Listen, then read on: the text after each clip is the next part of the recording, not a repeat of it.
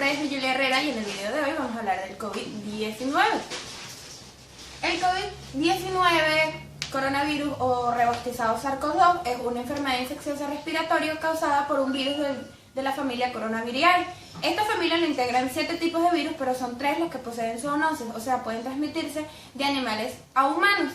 Estos son las causas de las neumonías infecciosas más graves, llegando a ser peligrosas para un humano, además de que se le atribuyen las neumonías más importantes del siglo XXI, como son el SARS, reportado en el 2002, que es el síndrome respiratorio severo grave, causado por un gato, y se le atribuyen 800 muertes. Luego en el 2012 con el MERS, que es el síndrome respiratorio de Oriente Medio, su portador fue un camello y se le reportaron 700 muertes. Y ahora el actual SARS-CoV-2, llamado así, pues se descubrieron que comparte componentes con la especie del SARS. No tiene un registro de muertes actual, pues en la actualidad está declarado pandemia. La primera vez que fue reportado fue en diciembre del 2019 en la provincia de Wuhan, China, primeramente catalogado como una neumonía de una etiología extraña. En su principio fueron 27 casos confirmados, siendo 7 de severidad y 1 muerte. Pero al cabo de un mes, estos números aumentan a 9.692 casos, siendo 1.527 de gravedad. De aquí parte una investigación para saber la relación de los pacientes entre sí, los que los lleva al mercado de Wuhan, en donde su venta habitual son animales de tipo pesquero y vivos. Al sitio se le hace un examen y este arroja resultados positivos para el COVID-19, siendo el murciélago el portador del virus. Su transmisión es una transmisión efectiva de persona a persona por la microinhalación de goticas que puedan ser infectadas o por el contacto cercano y prolongado con una persona infectada que tenga síntomas respiratorios como es la tos y los estornudos, debido a que hay riesgo de que las mucosas como la boca y la nariz y las conjuntivas estén expuestas a estas gotas que pueden ser infecciosas. Esta también se puede transmitir por formites, que es el contacto directo con una persona contaminada. En resumen, la transmisión del virus puede ser tanto directa por contacto con una persona, por el contacto de gotículas infectadas de una persona con el virus, o de forma indirecta utilizando algún objeto que está haya utilizado. Debemos de recordar que una cosa característica del virus es que tiene una diseminación impresionante, pues el segundo lugar donde más, después de China, donde más contagios hubieron fue un crucero, donde la mitad de la tripulación, ya sea asintomático o sintomático, presentaron el virus. Su fisiopatología es que el virus tiene las proteínas E de envoltura, N de nucleocapsid, S de proteína spike o espiga, que es la responsable de darle la forma de corona o forma de espiguitas a la envoltura y es la más importante, y M de membrana. En muchos casos el virus produce una neumonía viral debido a que genera lesión en los neumocitos tipo 2, que es la célula más importante en el pulmón, creando un cuadro de neumonía que en muchos casos se autolimita y el paciente se recupera gracias al sistema inmunológico del pulmón sano. En otros, esta neumonía progresa, estimulando un estado de hipercitoquinemia fulminante, evolucionando a un síndrome de estrés respiratorio y a una disfunción multiorgánica. Este también puede presentar hipoxemia debido a 2 mecanismos. El primero es la disminución de la relación ventilación-perfusión, que es generado por la presencia de exudados, que es la respuesta inflamatoria causada cuando los neumocitos y las células endoteliales son infectados, y esto estimula la apoptosis y la descamación celular. Esto dando lugar a que aumente la impermeabilidad vascular, los exudados inflamatorios y un colapso alveolar. Esto también da lugar a que la membrana hematobiliar se llene de exudado y provocando que el oxígeno no pueda pasar al pulmón. El otro mecanismo sería el aumento de esta relación generado por microtrombos causado por las infecciones de las células endoteliales, provocando una disfunción endotelial. Como resultado, que los vasos se obstruyen y la sangre no pueda ser oxigenada. Para que el virus infecte las células necesita 2 proteínas, que es la ECA2, presente en las vías aéreas, en el sistema nervioso central, en el intestino, en el riñón, para ser exacto, en el túbulo contorneo proximal y en los podocitos, al igual que los miocitos. Y la segunda es el CD147, que está presente en las células endoteliales de las vías aéreas, como en los bronquios, también en estados preinflamatorios como en fumadores, pacientes asmáticos y con enfermedades pulmonares crónicas obstructivas, en el sistema nervioso central y en un tipo de células epiteliales y endoteliales. Estas dos proteínas interactúan con la proteína S, estimulando una diseminación en la sangre, produciendo la viremia, así pudiendo crear una lesión viral directa y un efecto citopático que genera la inflamación que daña al paciente. Una vez el virus infecta al paciente, este puede evolucionar dentro de 3 fases. La primera es la fase viral, la cual es la réplica viral del virus, caracterizado por un síndrome gripal, mialgias, malestar general y fiebre. La segunda es la fase pulmonar, que se separa en A y B por la presencia o no de hipoxemia y o alteraciones de los signos vitales. En la A no presenta disnea, ni inflamación, ni alteración de los signos vitales. En la B presenta la disnea, la inflamación y la alteración de los signos vitales como taquipnea y taquicardia, y la fase 3, que es la fase crítica, que es caracterizada por una hiperinflamación en múltiples órganos. Característicamente, el COVID-19 llega hasta la fase 1, que es la réplica viral, causando síntomas de un resfriado común.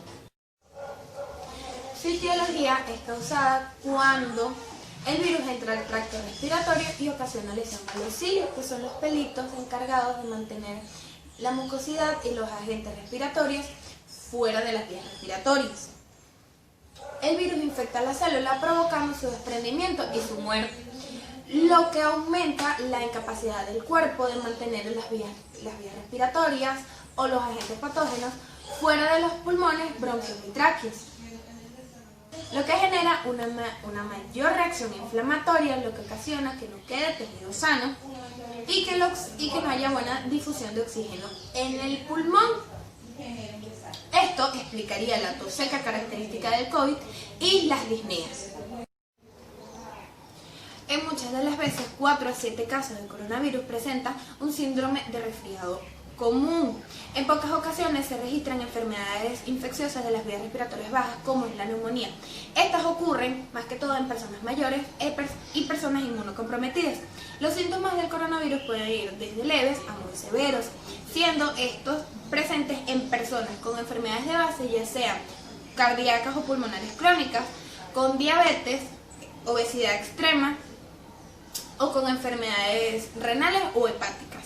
Según la última actualización de la CDC, los síntomas del COVID son fiebre y o escalofríos, cefalea, dolores de garganta y musculares, disnea, pérdida del gusto y del olfato, además de diarreas, vómitos y náuseas, y una alteración en los signos vitales como una frecuencia respiratoria de 24 por minuto y una frecuencia cardíaca de 120 por minuto. Los síntomas como la tos, pasando de ser de tos seca a tos productiva, la disnea, las alteraciones y las náuseas, los vómitos y las diarreas, además de las alteraciones de los signos vitales, son característicos de pacientes graves que están llegando a ser críticos. Bien, es sabido que el coronavirus puede infectar otros órganos. Esto sería principalmente el pulmón, pues es la puerta de entrada del virus, además es donde se lleva gran parte de la infección, ocasionando un daño significativo. Otros serían como el hígado, el riñón y el páncreas, debido al ataque que sufren sus células, inflamándose, haciendo que las células sanas no trabajen y que el órgano fracase. Otro sería el cerebro, pues según una revista americana, el 36% de los pacientes tuvieron algún problema neurológico, ya sea convulsiones, confusión o accidentes cerebrovasculares.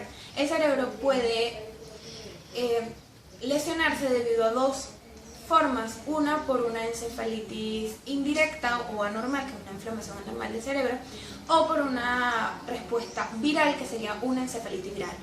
Ahora, el torrente sanguíneo también se ve afectado debido a los trombos provocados por el virus, haciendo que obstaculicen sistema circulatorio y que los tejidos que no se irriguen mueran. Para el diagnóstico voy a decir las 3 pruebas más utilizadas aquí en el país. La primera es la PCR, que es la reacción en cadena de la polimerasa, que es una prueba de detección de ácidos nucleicos, que es una técnica molecular de detección del material genético, o sea, del ARN, del SARS-CoV-2, en distintas muestras biológicas.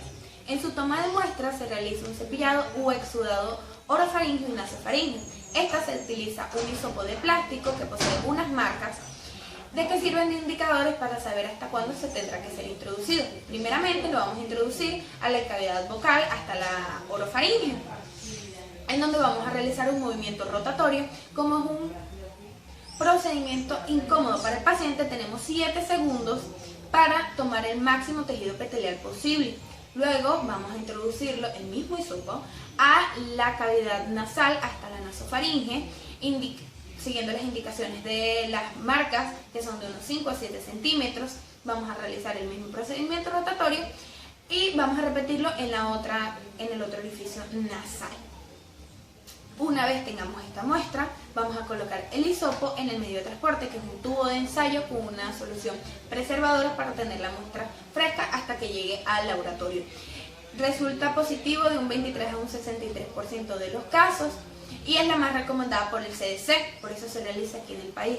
La segunda sería la detención de antígeno, que es lo que segregan los linfocitos para la activación de anticuerpos cuando hay agentes patógenos en el cuerpo. Esta se basa en la detección de las proteínas virales específicas del SARS-CoV-2 en las muestras como la proteína N y las subunidades S1 y S2 de la proteína espiga. Se obtiene por el tracto respiratorio con un exudado nasofaríngeo o urofaríngeo, como en las pruebas del PCR. Según estudios, la carga viral es mayor en un esputo en la fase aguda de la infección, o sea, 7 días después del inicio de la sintomatología. Esto significa que ya sea por una expectoración de esputo o por una muestra de esputo o por un exudado se puede realizar este tipo de pruebas. También es realizada aquí en el país porque llevan la misma tinción de grano. Este nos dará 2 resultados. Un resultado positivo significa una infección actual. Por otro lado, el resultado negativo no indica necesariamente que no haya infección, ya que dada la baja sensibilidad hay posibilidades de un falso negativo. Estos ocurren cuando la muestra no hay suficiente carga viral. Más que todo sucede en el exudado, por eso es más recomendable hacer con la muestra de esputo. La tercera prueba sería la detección de anticuerpos IgM e IgG. Esta detecta la presencia de anticuerpos IgM e IgG frente al COVID. Es en una muestra de sangre sueroplasma. Esta puede detectar aisladamente la IgG o la IgM o ambas en el mismo casete. Estas también son llamadas tests rápidos porque se realizan en 15 minutos. Su toma de muestra se realiza mediante una gota de sangre capilar obtenida del dedo del paciente. Esto tomamos una lanceta, pinchamos el dedo del paciente y la recolectamos ya sea con un tubo capilar o con una pipeta. Tomamos la muestra y la colocamos en un casete que es cuadradito, así chiquitico, en donde esta trae una tira coloreada en la cual tiene que marcar 2 rayas, ya sea para la IgM o para la IgG. Aquí en el país utilizan el casete que tiene ya en sí las que marcan los dos anticuerpos y es el más utilizado además del PCR.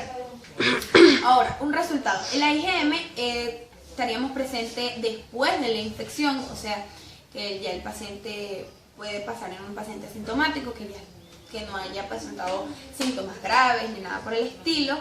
Y el IgG durante la infección, esto quiere decir que se hizo la prueba inmediatamente una vez que el paciente tuvo algún contacto con alguna persona o ya pasó el tiempo de incubación del virus, que son 14 días. Ok, en el tratamiento debemos recordar que no existe un tratamiento formalmente aprobado, así que la mayoría de los tratamientos son por extrapoblación o a través de la experiencia de otras patologías, ya sea por hipótesis fisiopatológicas o son tratamientos experimentales. Para esto me baso en el protocolo de manejo de pacientes de COVID del Hospital General de Massachusetts y del Hospital de Washington. En estos se les clasifican los pacientes según sean leves o asintomáticos, que representan el 80%, graves, que representan el 14 y 15%, dependiendo del país y de la región donde se encuentren, críticos, que representan la menor parte, que es un 6%. Luego se procede a comenzar con el nivel de severidad para determinar dónde podrá ser tratado. Para esto existen dos tipos de manejo. El primero es el manejo del paciente en casa, que son los clasificados leves o asintomáticos. Estos no presentan signos de gravedad y para ellos debemos de tomar en cuenta únicamente las medidas preventivas, como el manejo de síntomas y chequeos de signos. Todo esto deberá hacerse mediante a la telemedicina, o sea, por llamadas telefónicas o videollamadas o algún medio para comunicarse con el doctor en dado caso de que tenga algún síntoma de gravedad. Esto sería lo ideal. Desafortunadamente en el país no tenemos esta telemedicina, pues tenemos muchos inconvenientes con el servicio de internet. Pero esto sería lo ideal para evitar el contagio masivo. El segundo es el manejo de pacientes internados clasificados en graves o críticos. Aquí comienza el tratamiento, pues presentan criterios clínicos, laboratoriales y radiológicos. Y algo característico es la disnea, pues todo paciente con posibilidad de agravar presenta disnea en el cuadro clínico, lo que señala el comienzo de una neumonía grave, además del comienzo de la hipoxemia. Los pacientes clasificados en críticos, su letalidad presenta un 50%, pues desarrollan un muy severo síndrome agudo respiratorio que se complica con el síndrome de estrés respiratorio. Los pacientes pueden presentar un shock séptico, estados de hipercitoquinemia fulminante o linfoestasiosis hemafogátrica y disfunciones orgánicas como hipotensión, insuficiencia renal aguda, insuficiencia respiratoria y confusión o delirios. A estos pacientes se les debe de dar un tratamiento soporte, o sea, oxigenoterapia y cómo tratar la hipoxemia y las disfunciones multiorgánicas. Luego se comienza con el manejo específico o tratamiento específico, el cual se basa en la experiencia de otras patologías o con fisiopatologías similares. Este tratamiento se lleva a cabo con drogas experimentales, también llamadas terapias experimentales. Dentro de ellas encontramos los inhibidores de la síntesis viral, como son el Remdesivir, que es una droga experimental intravenosa y es parte del protocolo de experimentación. También está el Loponavir con ritonavir, que es un inhibidor de la proteasa viral utilizado en pacientes VIH. Pero no es muy recomendado, pues no mostró beneficios estadísticamente significativos. Esto quiere decir que hay algunos pacientes que pueda que le haga efecto, como hay otros que no. Luego están los inhibidores de la entrada del virus, como la hidroxicloroquina, la cloroquina o la citromicina. La hidroxicloroquina y la cloroquina son antimaláricos y son muy utilizados. También aquí en el país son los que más se utilizan para el control de los pacientes críticos. Y luego están los inmunomoduladores, todos de carácter experimental, como el corticoides, que está contraindicado, pues este crea una complicación porque este contiene esteroides. Este es utilizado en shock sépticos y en el síndrome de estrés respiratorio, el tasilimab y la anakinra, que son bloqueadores de la interleucina 6, que aumenta en pacientes críticos. Y por último está el plasma de pacientes recuperados. Este es también parte del protocolo experimental, es prometedor pero no está aún disponible y solo existen 5 pruebas con resultados exitosos en todo el mundo, pues este contienen inmunoglobulinas hiperinmunes, o sea, anticuerpos que puedan combatir el virus. Deben saber que el tratamiento va a empezar una vez cuando el beneficio sea mayor que el riesgo, porque según estudios, empezar un tratamiento con pacientes en un nivel únicamente grave, con síntomas no críticos, el tratamiento puede generar un daño colateral al paciente. Ahora, las complicaciones, una publicación reciente de Wang y colaboradores, presenta que la mayoría de las complicaciones son cardiovasculares. Según el artículo publicado, las complicaciones más frecuentes son taquicardia sinovial persistente. La frecuencia promedio de esta taquicardia es de 117 por minuto. debido a una disfunción del sistema nervioso autónomo, que es una alteración de la función ventricular izquierda, que es la administración del corticoides esteroides, por que este medicamento está contraindicado. Igual que la hipotensión arterial observada en el 50% de los pacientes, la miocarditis, pudiendo ser en pacientes severos o leves, la insuficiencia cardíaca, arritmias, llegando a ser significativas un 16% de los casos. También pueden ocurrir shocks cardíacos e infartos agudos al miocardio, que son frecuentes en las infecciones virales respiratorias, incluyendo la neumonía. Estos se reportan en muchos casos de los cuadros críticos. Muchas gracias por su atención.